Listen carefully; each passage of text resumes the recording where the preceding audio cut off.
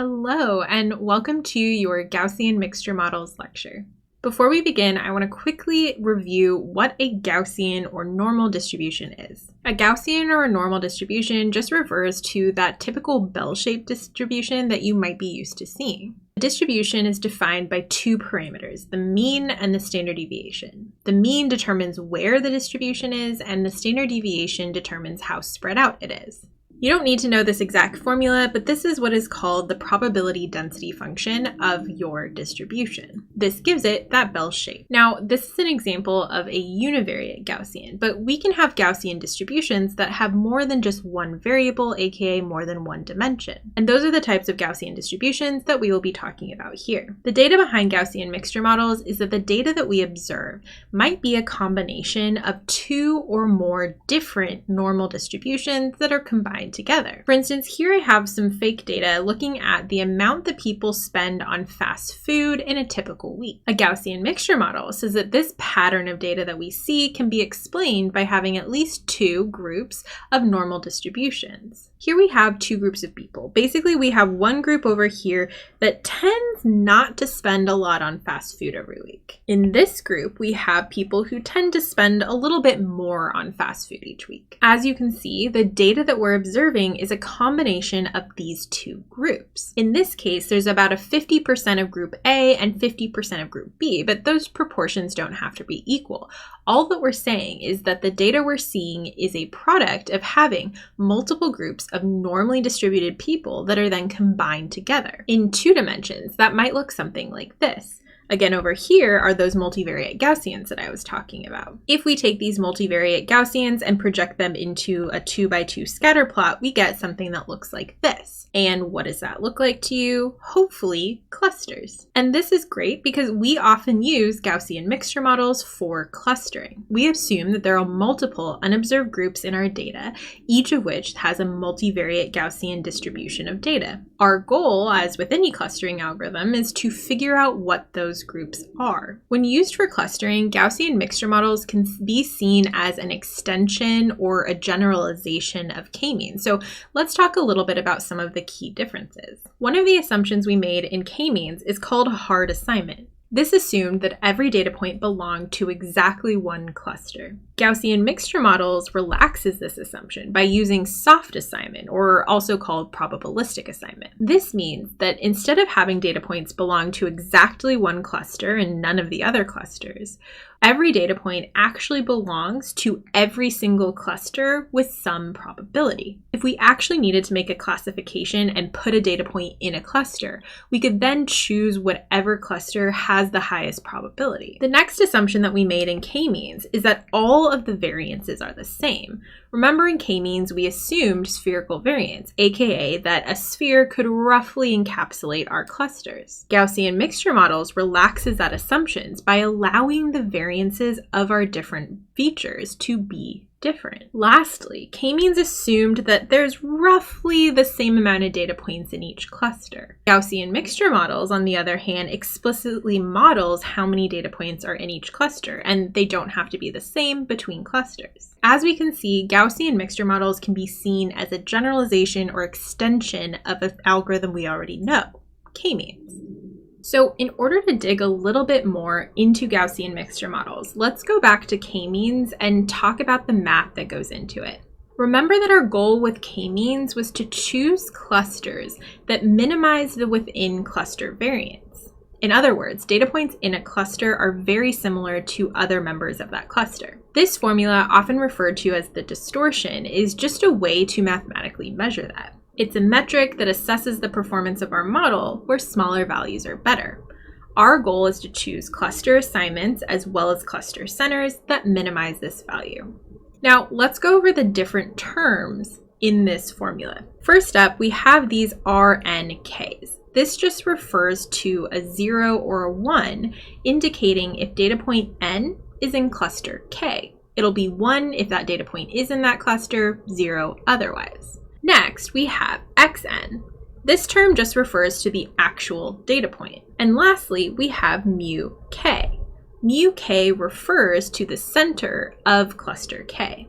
Now, because R and K will only be 1 when a data point is in a cluster, it basically zeroes out this part unless a data point is in that cluster. So you can think of this as just calculating the variance of each cluster. And this mathematical formula is just saying the same thing in math. Basically, it's saying that the value of R and K is going to be 1 if our data point is closest to cluster K. Otherwise, it'll be 0. So again, when we're trying to find a solution for k-means, we want to choose R and K, the assignments, and mu K, the center of the clusters, in a way that minimizes this value. Well, as you might be used to by now, one really easy way to do that is to use derivatives. If we take the derivative of this formula with respect to mu K, we get this. Now, I don't expect you to be able to calculate that, so you can just trust me that this is the derivative. Remember, when we're trying to optimize functions, we set their derivatives or partial derivatives to 0, because when you have a local minima or maxima of a function, its derivative will be 0. And if we actually solve to get mu K by itself, we get this formula.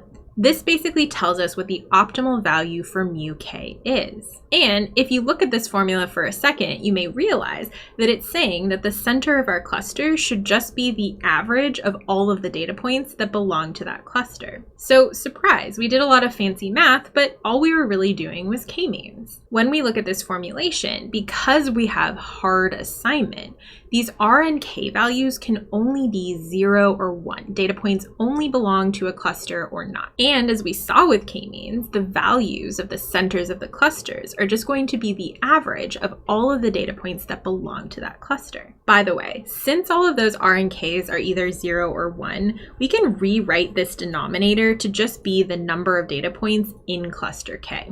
And that's exactly what I've done here. I'm just rewriting the formula so that it's a little more clear. So we just did a lot of math, but all we were really doing was k-means. Remember, in k-means, we have 3 major steps. First, we initialize our clusters. Typically, this means choosing k random data points and setting them as our cluster centers. Then we go and we try and improve those clusters by repeating steps 2 and 3 over and over. Step 2 is to take every data point and assign it to a cluster. We assign data points by choosing whatever cluster center is the closest. Now the data points belong to a cluster, we then recenter our clusters by recalculating what the center is. And of course, using our formula from the last slide, we just saw exactly how to do that. Then we go ahead and we repeat this process. Once we've moved the centers, we reassign. Then we move the centers, reassign, move the centers, reassign, and we repeat that over and over till we get convergence. Gaussian mixture models uses an incredibly similar algorithm called the Expectation-Maximization algorithm, and it's essentially what we've just been doing with k-means. However, remember, Gaussian mixture models are a generalization, so they offer flexibility in places that k-means doesn't. Let's take a look at these steps and compare them. The first step is the exact same as k-means. We need to randomly initialize our clusters, but now our clusters are represented by multivariate Gaussian distributions. So instead of just choosing a center, we actually have to randomly choose means and standard deviations. So the first step is incredibly similar to k-means. We need to initialize our clusters. But because our clusters now are allowed to have different variances, it's not just a center we're choosing, but also a variance. But once we have those clusters, we see some familiar steps.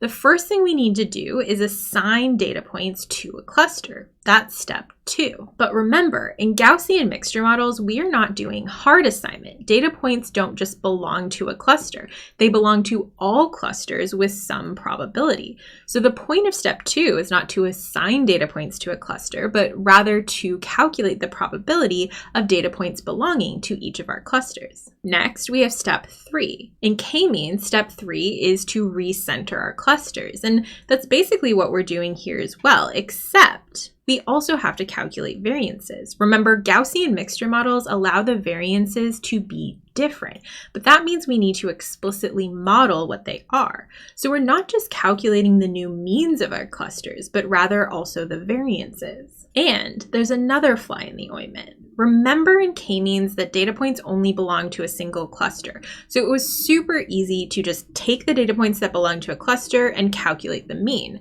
However, we can't do that with Gaussian mixtures because data points don't belong to a single cluster.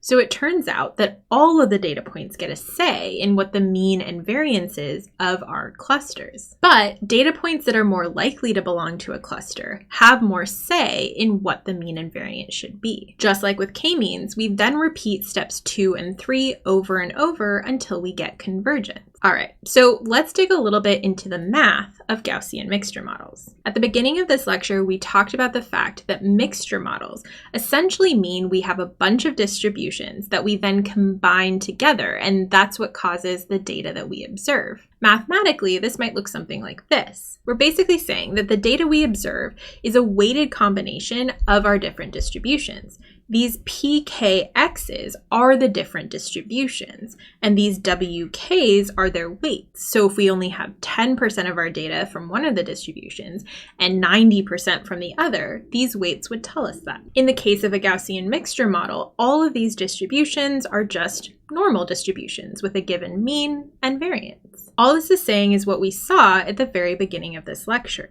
These different normal distributions are represented here with different weights, and when we combine them together, we get our overall data. You can think of these two parts of the formula as being the weight, or the probability of being in that cluster, and then the likelihood of seeing this value given you're in that cluster. This sum here is just saying that the probability of seeing an individual value is the weighted combination of all of the different likelihoods from our different groups. So if we get rid of that summation, we're basically calculating this value for a single cluster. Instead of looking at the likelihood of seeing a value across all clusters, we're just looking at it for one cluster. So remember, our goal with Gaussian mixtures is to find out what the groups are that exist in our data. We choose the number of groups, but the algorithm's job is to tell us what the different groups are. For each data point, we might need to know what the probability of being in that cluster is. And the way we calculate it is with this formula. You might recognize the numerator. All we're doing is we're calculating for a specific cluster the probability of being in that cluster, which is like a weight, and then the likelihood of seeing our data point in that cluster. We then divide this weighted likelihood by the sum of all the weighted likelihoods, and this gives us a probability. This value is called the posterior probability, and it tells us the probability that our data point belongs to that cluster. The model calculates these posterior probabilities for us, and these can be really useful to use once we have our clusters. For instance, we can make statements like data point 1 has an 80% probability of being in cluster A. Okay, it's the dreaded maximum likelihood estimation time. We've talked about maximum likelihood estimation as a way to choose parameters for our model. We define a function that we want to maximize, and then we choose parameter values that maximize that function. In this case, the parameters that we need to choose are the weights of each cluster, aka the probability of being in each cluster, the mu's, the centers of each clusters, and the sigmas, the variances of each of our clusters. And the function that we're going to maximize is this one, and it should look a little bit familiar because it's just the product of a bunch of these. For each of the data points in our data set, we're multiplying their probabilities. We want to choose parameter values that make our data as likely as possible. Now, of course, for math reasons, we often want to take the log of this value. Now, again, I don't expect you to be able to do this, so you can just trust me that this is what the log of that formula is. Now that we have a log likelihood, we want to choose our different parameters, the weights, the means, and the variances, in a way that maximizes this log likelihood.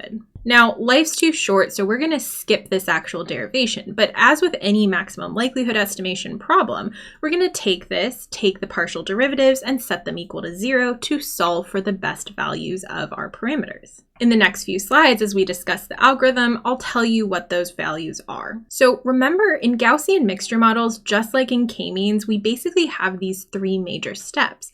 The first one we only do once, and it's initializing our clusters. Then we go ahead and we repeat through steps 2 and 3 over and over until we get stable clusters. These two steps together are an application of the expectation-maximization algorithm. And the EM algorithm has two steps, the expectation and the maximization step.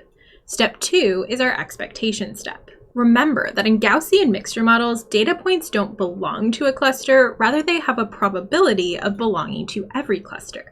So the first thing we need to do is basically calculate those. In Gaussian mixture models, these are called responsibilities, and we use the notation R, N, K to tell us basically the relative likelihood of data point N belonging to cluster A. And this might look super familiar to you because it is the posterior probability of our data point belonging to cluster K. The way we calculate it is by multiplying a weight with the likelihood of seeing a data point in that cluster. The weight basically represents how likely that cluster is in general. So are there a lot of data points in it or not a lot of data points in it? The likelihood basically tells us how well this data point fits with that cluster. If it's very far away, it has a low likelihood. If it's very close, it probably has a high likelihood. We then normalize that value by the sum of all of these weighted likelihoods to get a probability. The responsibility will be really high if a data point is most likely to belong to that cluster. The responsibilities are basically the posterior probability of a data point belonging to that cluster. If the responsibility is really high, it means it's more likely that a data point belongs to that cluster than other clusters. That's the entire E step. Instead of assigning data points to a specific cluster like we did in k-means, we instead calculate the responsibilities of a data point being in a cluster. So since we've completed step 2, it's time for step 3, or the maximization step. This is analogous to the k-means step where we recentered our clusters. But remember, because Gaussian mixtures are more flexible, we not only need to calculate new means, but also variances, and then also weights, the likelihood of being in each cluster. By using maximum likelihood estimation, we calculated that the mean for each cluster should use this formula. And this might look really similar to some of the math we did when reviewing k-means. This is essentially a weighted average of all of the data points in our data set. In k-means, because these R and Ks were just zeros or ones, it literally was the mean. However, in Gaussian mixtures, because we calculate probabilities, these R and Ks are basically weights. The higher the responsibility of a data point for a cluster, the more influence it has on what the mean and variance is. If a data point is very unlikely to be in cluster C, it shouldn't have a lot of sway over what the mean is of that cluster. However, if it has a high probability of being in that cluster, then it should have a lot of say. Now we also have to estimate the variances. This formula also comes from the maximum likelihood estimation. Like with the mean, data points that are likely to belong to a cluster should have a lot of say in what the variance is, and data points that are very unlikely to belong to that cluster should not have a lot of say. Now, when looking at these formulas, you might be noticing this new value called n sub k. This is basically a metric that is analogous to the number of data points in a cluster. However, we don't have hard assignment, so data points don't belong to a cluster. So how do we calculate that? We calculate it by adding up all of the different responsibilities for all of our data points for that cluster. If data points are on average very likely to belong to that cluster, then nk will be large. If data points on average are very unlikely to belong to that cluster, nk will be really small. The last thing we need to do is estimate the weights of our different clusters. This is basically the probability of belonging to that cluster. And all we do is take that nk value and divide it by the total number of data points. This gives us the probability of any given data point belonging to that cluster. This is essentially analogous to recentering our clusters in k-means, but because of the added flexibility, we not only need to calculate the mean, but also the variance and the proportion of data points in each cluster. All right, that was a lot of math, but we only do math in this class when it's going to help our understanding of the algorithm. So here are some summary points that hopefully you gleaned from all that math we did. Unlike k-means, which does hard assignment, Gaussian mixture models use soft assignment. So data points don't belong to a cluster, rather they have a probability of belonging to each cluster. If we need to actually put a data point in a group, we can just choose the group that has the highest probability. Next, because data points don't belong to a cluster, when we're calculating means and variances and etc., we have to use all of the data points because they all technically belong to each cluster. But we use the responsibility values that we calculate as a way to weight those data points. If a data point is very likely to belong to a cluster, it should have more say in those calculations. Like k-means, Gaussian mixture models uses the expectation-maximization algorithm. This is that step 2 and 3 that repeat over and over until our clusters have converged. In the E step, we calculate probabilities or responsibilities that data points belong to a cluster. In the M step, we recalculate the shape of our clusters, so the mean, the variance, and the proportion of data points that are in that cluster. Responsibilities are just a measure of how likely it is that data points belong to a cluster. Technically, they are the posterior probability of a data point belonging to a cluster. And last but not least, responsibilities combine information about how likely it is to see that data point in that cluster and how likely it is for data points to be in that cluster overall. And because Gaussian mixture models can be thought of as a generalization of k-means, it can be really useful to compare and contrast them. Unlike k-means, which has hard assignment, Gaussian mixtures do soft assignment. Unlike k-means, which assumes spherical variance, Gaussian mixtures allows our different features to have different variances by explicitly modeling them. And lastly, k-means assumes that every cluster has roughly the same number of data points, whereas Gaussian mixture models explicitly calculates our weight. While I end this, I'll let you watch this GIF of Gaussian mixtures happening that I made. Remember, Gaussian mixture models is another clustering algorithm, so it's unsupervised. There's no correct answer that we're trying to find. Rather, we're trying to find latent structure in the data. And like k-means, Gaussian mixture models have been used for some really interesting applications. Here we have an algorithm that clusters pixels in an image in order to detect where different cells are. And here, Gaussian mixture models were used for anomaly detection in flights. In this application, it was used to reconstruct damaged images. And here, it was used to classify customers into different energy usage clusters. All right, that's all I have for you. I will see you next time.